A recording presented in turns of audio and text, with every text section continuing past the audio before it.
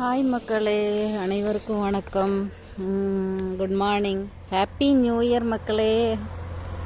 எல்லாரும் என்ஜாய் பண்ணுங்க. இங்கெல்லாம் பார்த்தீங்கன்னா எப்போவுமே எழுதி வச்சுருப்பாங்க happy new year happy new இயர்னு. இந்த வருஷம் எழுதலை. ஏன்னு கேட்டிங்கன்னா ரோடு முழுக்க எழுதி வைப்பாங்க, மக்கள் என்ஜாய் பண்ணுவாங்க. அதனால் எழுதலை. என்ன காரணம்னு கேட்டிங்கன்னா பாலியல் வன்கொடுமை அதிகமாயிட்டு இருக்குது நம்ம நாட்டில்.